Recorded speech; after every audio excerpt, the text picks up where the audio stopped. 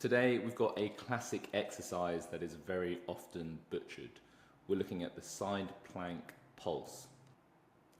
Stay till the end to get the key cues to get the most out of this exercise for you and your clients.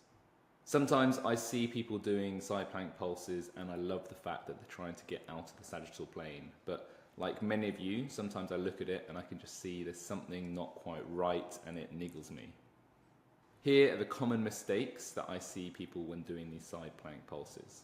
The first one is hinging at the hips. So as they go through the movement, let's see if we can get some good reps in, rather than staying in a nice straight line, the bum goes back or the chest comes forwards. They're trying to escape that frontal plane, loading the lateral chain by hinging at the hips to get some length and tension from the backside of their body. The second mistake often seen is rotating the hips or rotating the shoulders.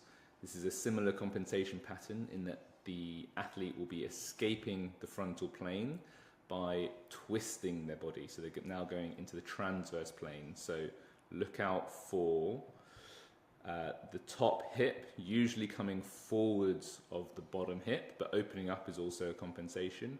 And the shoulders also commonly, the top shoulder will rotate forwards of the bottom shoulder. Obviously, cueing can help with this. As a constraint, you can put somebody against the wall or put a PVC pipe to block them if you are personal training them at the time.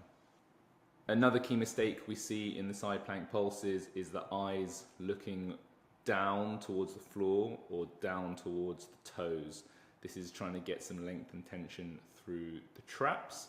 Again, it's not staying in the frontal plane, so the perfect setup is eyes just looking straight forwards with a relatively neutral neck. Another common mistake we see is somebody pressing the floor away, making it a pushing exercise rather than a straight arm exercise.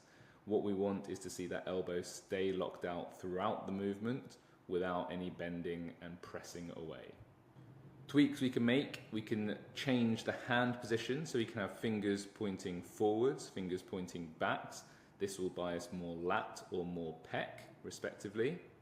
We can also put somebody on an elbow rather than on hand and use the forearm to dictate the direction, so either slightly behind, vertical, or hand facing forward with the elbow on the ground to get the similar effect. This is also great for tweaking out somebody who has forearm issues. Maybe they've got tendinitis of the elbow or they overgrip when doing pushing movements. It gives more of a shoulder focused stability stimulus. If somebody is struggling with this setup, we can go staggered feet. So one foot in front of the other. It doesn't matter too much which one goes in front unless we're working on something in the hips at the same time. The key thing is that it's relatively even weight distribution between the two. So try to have 1 foot forwards of your center line and 1 foot back of the center line to stay in that frontal plane again. The risk is if you go too far one way, if you have both your feet in front of the body, you're likely to push the hips back to stay balanced and go into that sagittal compensation pattern we spoke about before.